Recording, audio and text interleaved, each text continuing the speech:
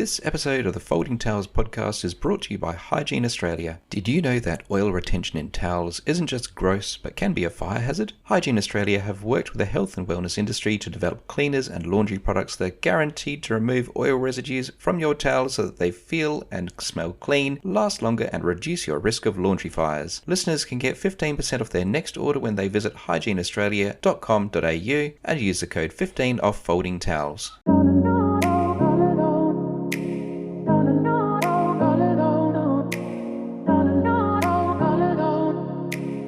Hello and welcome back to another fantastic and exciting episode of the Folding Towers podcast. I am one of your hosts, David, and this is... It's Jackie. I'm back. Woo! Hey, we're back. We're here. We're happy to be here. Hi, everybody. How have you been, Jackie? Yeah, I've been pretty good, pretty busy, and 2024 is slipping away from us already, David. I'm starting to fret because we are in quarter two of this year. Actually in quarter three. Oh, okay. Yes, if we're going by tax years, yes, my mistake. Correct. We are in quarter three. Yeah, I'm doing my third quarter baz. No, we're in the fourth quarter. Yeah, I'm just doing my third quarter baz, preparing for end of financial year. That's how bad it is, David. I don't even know what's happening. We changed time zones. We just did the end of daylight savings as well, and I swear to God, we've slipped forward a couple of weeks somehow. I don't know what's happening. Sorry, everybody. Yeah. You had a big week last week as well, didn't you, Jackie? I did. I was very, very busy last week, and I've been very busy again so far this week. And I have a much quieter day tomorrow, thank goodness. So that's happiness because I'm getting my table service tomorrow, David. Oh, So good on you. Tick for the very compliance. excited. Yeah. Shout out to Pete Stevens from Electrical Table. Yeah, no, I think that's right. Electrical table services, I think it Yeah. is. Yeah. Good old Electric Pete. table services or something. Yeah. Yes. He's wonderful. Other than him being just a good guy, one of the things I value in other business people is when they are really good with communication, but more importantly, they turn up when they say they're going to turn up. That is important. So if he's Yes, booked in at that is. 3:30, he will be there at 3:30 for you. Not So what you're 3:35. saying is I should be on time as well. Okay, gotcha. It's when you get these flexible times of like, we're coming today.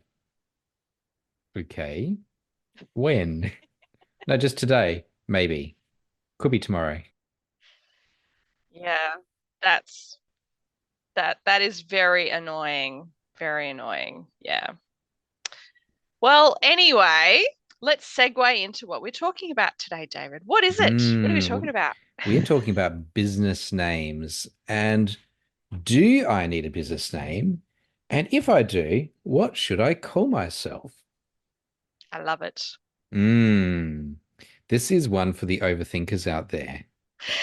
Woohoo! Yeah, so whether you are working by yourself, for yourself, or as an independent contractor, maybe you're working in a collective or you're getting ready to go out on your own, then this is one of our foundational episodes of things to get you started, kickstarted in your beautiful business. Well, in massage, the clear majority of massage therapists are independent, and that means either working solo by themselves or as independent contractors. Yes. And most of us are probably registered or set up as some kind of business.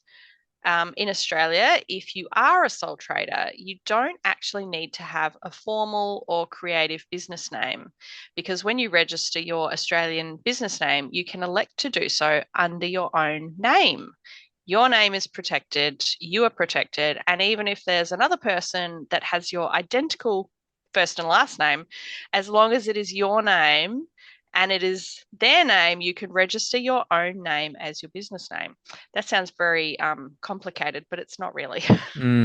Yes. Long story short, there could be 100 John Smiths out there all registered as a business, and that's completely fine, as long as you know Yes. which one you're dealing with. That's right. That's right. Long story short is you don't actually need to get creative to have a business name. No one can take your name away from you. All So right. I'm just going there to you roll the go. credits now and we'll finish up. Awesome. We're done. Yay! Short and sweet. It can actually be that simple. If you are struggling to think about what you want to call yourself, you can just call yourself by your name. So David Clayton. Yes, that's me. David Clayton massage. Yeah, I that's love what it. that's what my mum called me. Not the massage part, just the David Clayton part. Well, what if you do want a creative name, David? Well, you can do that. Um, but something that I was once told, and this is a whole overcomplicating thing, is I was once told no one actually cares what your name is unless you Google. Ooh, that sounds a little bit harsh. What do you mean? I actually don't know. Because I've interpreted it two ways. I did ask questions at the times, like, what does that mean? I don't know. So I've interpreted it in two different ways. And one is that either Google cares about your business name so that people can find you, or no one really cares what your business is called unless it's a household name like Google is. I don't really know. Okay, that makes sense. That actually makes sense. I get it. Hmm. What's your business name, David? Uh, my current business name is MyoMasters. But when I first started as a sole trader, I just traded as me. I was David Clayton. That's how my ABN was registered. Then I got a bit of a God complex, like many massage therapists do. And someone tells you you've got healing hands, like, oh, that'd make a great business name. Like, no one's heard of that before. Um, I'm feeling very attacked right now, David, honestly. Go to the business name register and just see how many iterations there are of healing hands, hands healing, and all those sort of things. And so I registered a business name of My Hands Healing. And it turns out that just around the corner from me is another massage therapist who has a business name very similar to Hands Healing. I think it was Pauline's Healing Hands is just around the corner. And then I felt like I wanted to be taken seriously, and I went all sensible. And I was going to be that sensible massage practitioner, and I went with DC Remedial, which kind of plays into superheroes. When you first said that, like the very first time you told me about that, David, that's what I thought of. Like Mm. it totally went over my head that DC is your initials. I tried to do a DC style logo, and then I tried to trademark it, and it came back as a big fat no. And then I went into Understandable. global domination, and I registered as a company because I planned to have staff, which I did do, and I planned to have multiple locations, which I also did. Um, and now I'm thinking about a name change again because, and we're going to talk a little bit about this a bit later on. Um, I'm registered as MyoMasters, and I did that years before that handheld massage tool came out, which is the MyoMaster. And I'm getting warranty calls for them. That is hilarious. So either I'm doing really well at my SEO or they're doing poorly at their SEO. Um, Yes. but yes, they come to my website, even though it's plain as day that I'm a massage therapist in Australia, in Adelaide, I'm getting their warranty calls. Because that's probably a US company, right? It is, they've got the .com. Yeah. Oh, that is Mm. absolutely hilarious. I'm the plural, they're the singular. And that's how it all works. One letter can make all the difference. Yeah. But the other thing is, no one knows what my business name means. My clients don't know. And then they ask. So I think I missed it by that much. Well, I have the same problem, David. What is your business name, Jack? Um, so I've actually had the same business name for the entire time that I've been a massage therapist. I haven't changed it at all, although I have considered changing it. And my business name is Etheric Self, which, if you'd like me to explain it to you all, It relates to the etheric, meaning the second layer of the aura. So the etheric layer of the ethereal self. And so etheric self meaning a little bit deeper than the physical, and self is in self healing. And I every time I explain that to someone, like it just comes out so in my head. I'm sure it doesn't make any sense, but that's what it means. Do you love your business name? Do you know, in the beginning, I was just dead set, yes, this is what I want, because I've always been quite a spiritual person and I didn't want to be that real physio style of massage where it's all explaining every single part of the body and being very clinical with the client. I really wanted that spiritual based business. Um, and so I was like, this is perfect. I love it. But then I would have to explain it and I would get so self conscious. Yeah. And honestly, for probably the first 6 or 7 years of business, I had to explain it to just about every single person I ever met. Like everyone Mm. would go, "Oh, what does that mean?" Yeah. And that used to bother me quite a lot. But yeah, I get part of that thinking was that I did have grand ambitions. I wanted to employ people. I was thinking a bit more long term rather than just as a sole trader. I didn't want to use my own personal name in my business, really.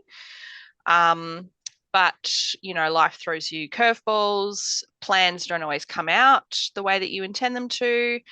I never employed anyone. I'm still a sole trader. I still just work by myself for myself, and I've just never changed it. But now I really only get one or two people a year that ask me what it means. Yeah, so it doesn't bother me anymore. Like I'm over the self consciousness bit about it. Mm. Um, yeah, Yeah, I and don't I know. dare say that your business name draws a particular clientele who are probably closer to a match than if you called yourself something like Fascia Blaster or something similar. Well, that is 100% true, David. Like a lot of my clients over the years, we've had very spiritual conversations, particularly some of my people that, I've been seeing for years and years. We talk about all sorts of stuff on the table and off the table sometimes. And yeah, like some of my clients have been coming to see me for Reiki, and we talk about crystals and energetics and different types of things. And so, yeah, those are the people that I want. So it really does kind of suit me as well, even Mm, if I was self-conscious about it for a while. yeah, yeah. It's one of those things about being in business where we do get self-conscious about being judged by others, Very much, particularly yeah. those people who've got sensible jobs. Go back to the tax department, you you boring people. Anyway, I think the first thing to think about when you are choosing a name for your business is what your plans are, because if you plan on staying solo forever, well, that's going to be different to whether you do want to build a practice, because it makes sense for a multi-practitioner clinic to have an identity, particularly if one day you want to sell the practice. Because I think that if I were to sell my business and it was just called David Clayton Massage, and the new owner wasn't called David Clayton, then that might be a little bit of a conflict.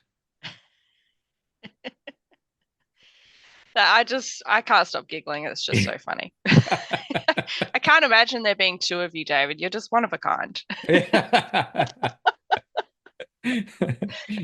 I'm quirky, that's for sure. That's right. Well, let's look at some options for naming your firstborn. Yes, let's name our babies, Yes. our business babies. Let's start with using your actual name, David, not the name that you kind of want to have. This is going to be one of those episodes, isn't it? Well, look at it this way, right? If you work in a practice and let's say it's called HealthWorks, and if a client was to recommend you to a friend, they would probably say something like this: "Oh, I know this great massage therapist. You need to see Jackie Karen at HealthWorks." Because if somebody says, "Oh, I just go to the guys at HealthWorks, they're all great," like it doesn't quite carry that strength and authority, which is why your name can be really powerful. Mm. Um, Because I would follow up that statement with, well, what do you like about Jackie? Which is really hard to yeah, say, well, what do you like about everyone? yeah, because you're getting really specific and you're saying, "Hey, I really love this particular therapist." Yeah, Yeah. And yes, this is why your name can be really, really powerful.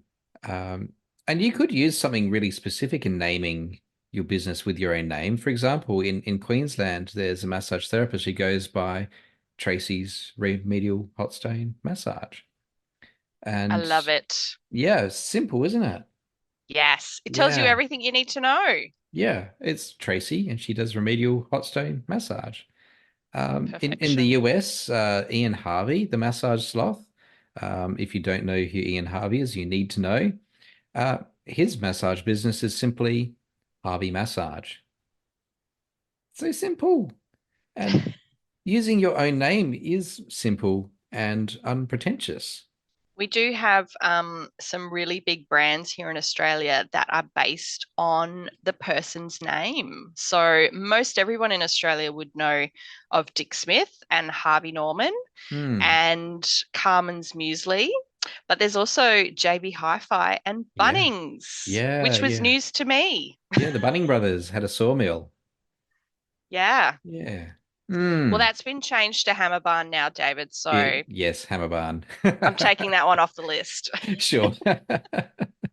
But you could get creative if you wanted to, especially if you do have growth ambitions. And I don't use Clayton massage because I feel that the name Clayton is just really harsh. It doesn't roll off your tongue like something like Harvey. Um, yeah, that's that. So you could name your business by location, and this does make a lot of sense.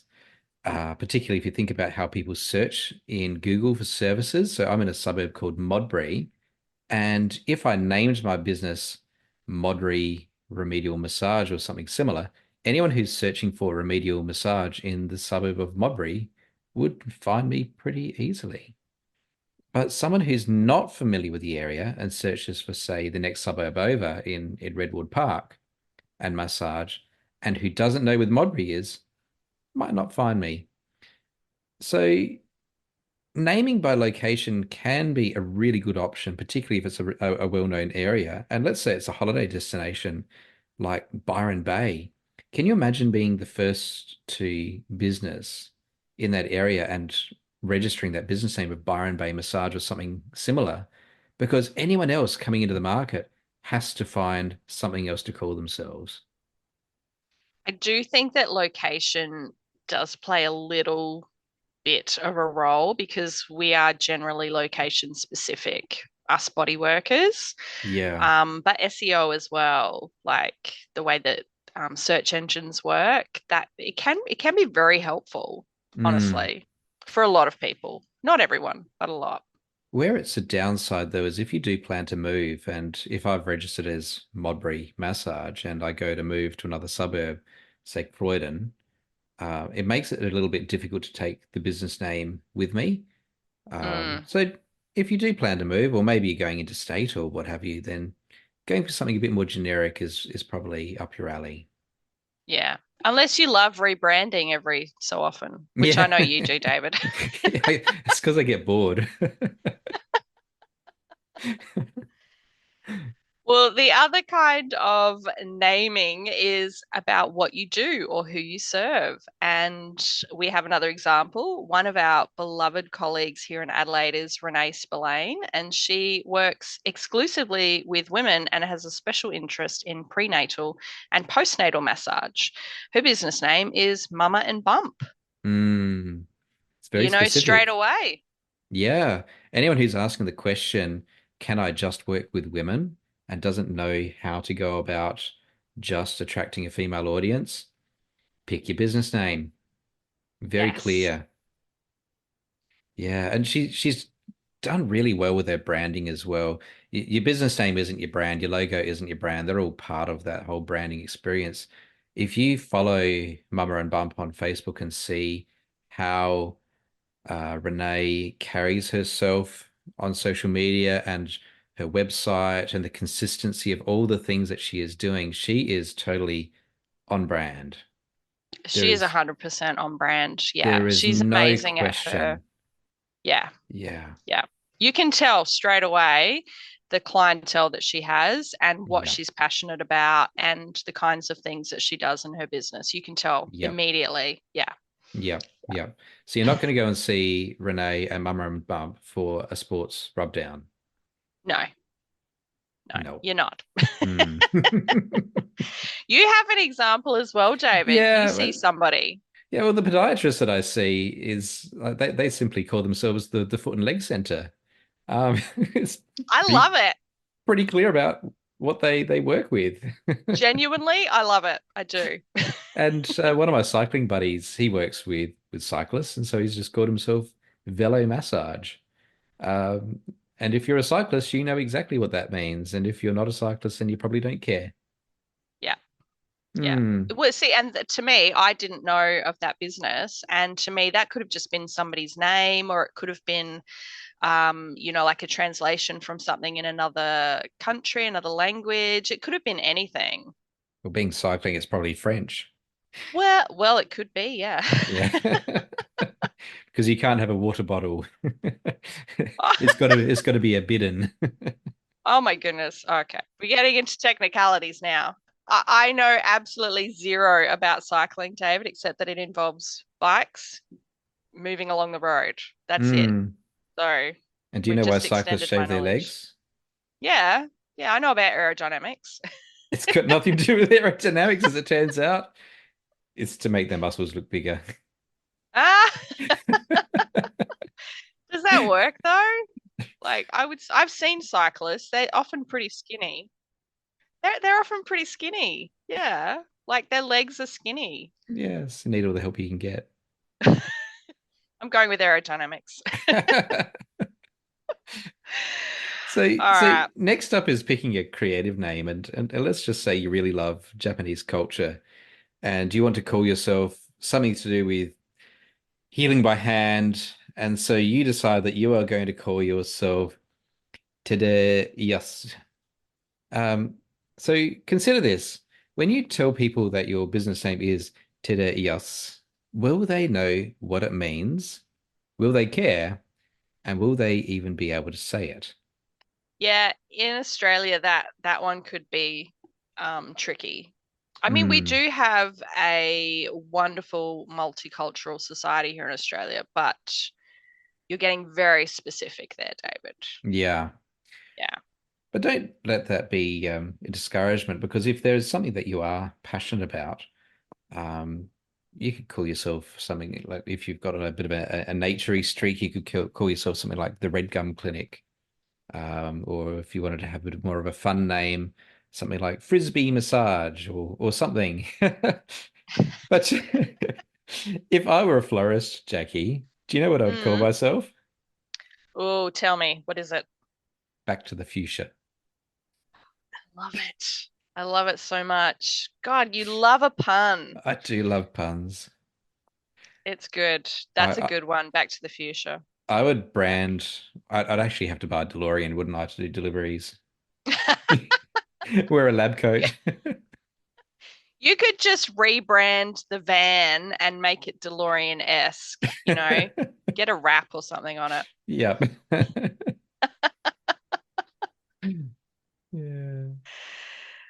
So I think what we're saying is that, like most of our podcast episodes, there's actually no rules around what to do. No, there are rules. Come on, there's a couple of rules. Of There course, has there's to be. rules, and you know that I know them. So before you click print on your new business card, check the Australian Business Name Register or the business name register in your country to make sure that your dream business name is actually available. Then check to make sure that you can register the domain name for your website. And then while you're at it, check the trademark register too, just to avoid any potential surprises. And I have a friend being sued right now because someone in another state registered an identical business name in the same field and is now trying to seize her IP. And people will stoop that low. Wow, that's terrible. I hate that Mm, stuff. yeah. Yeah. Yeah. I would say register all of the domain names. Go for .com, .com.au, .net.au if you're in Australia, of course. And we can get .au here now, I believe. That's right. Yeah. So I'm a fan of registering a lot of domains. Yeah. It's probably something I should have done with my own, and maybe I wouldn't be getting service calls for my own master. Maybe. Yeah. Maybe. I would also make sure that your business name is easy to pronounce, relatively easy, unless, you know, you've got a really, this kind of relates to you, David, because you're a bit of a geek, you're a bit of a nerd. Mm, Um, if you pick a name in Klingon, it might not be as appreciated by others as it is to you, you mm, know? yep. Yeah, so if geeks were your jam and specifically you just wanted to work with people who are into Star Trek, then perhaps you could choose a business name which sounded something like Gavibon, and it might be a really great name for your business. And I think it would be a turn off to anyone who doesn't get Star Trek. That's a way to filter out the people you don't want, honestly. That is a good way. Yeah. Hmm. I'm not sure how well that would do, though. No, I don't know either. I'm not sure how many geeks get massage. Oh gosh. Look, I want to say as well, I think this is really important and something that can get overlooked very easily when you're doing up so many things. You've got to think how your business name is actually going to look on signage, on big signs, as well as your little business cards and all of your business paraphernalia. Some things look really weird in print, or if you've got it too spaced out, too close together. Font choice is super important. Yes. Super important. Yes. You can do a Google search for bad business names and bad logos. Yeah, you don't want your business, a photo of your business office or your business car turned into a meme. No, the one that comes up fairly frequently is when someone has used massage therapist in their title, and the sign writer, it might be a downpipe is in the way of where the sign needs to go, and they put the break of the word after the of therapist. Yes. Yeah, Mm, that's a big one that we have to be aware of. it's yucky.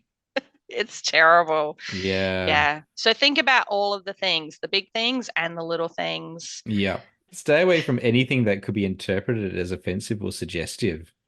Yes. There's a massage place near me, and I'm pretty sure that they are legitimate. It's got Asian owners, and they've called their business Happy Times Massage. But I just wouldn't risk calling my business anything like that. That can be really tricky. I think it does depend on your location. If you're in a shopping center, in a mall, you can get away with that a bit more. But if you're just like working from home, that's a definite no-no. Yes, Yeah. that would be a bit risky. Yep. Yeah. Also, think about the mood or the theme that you want to convey.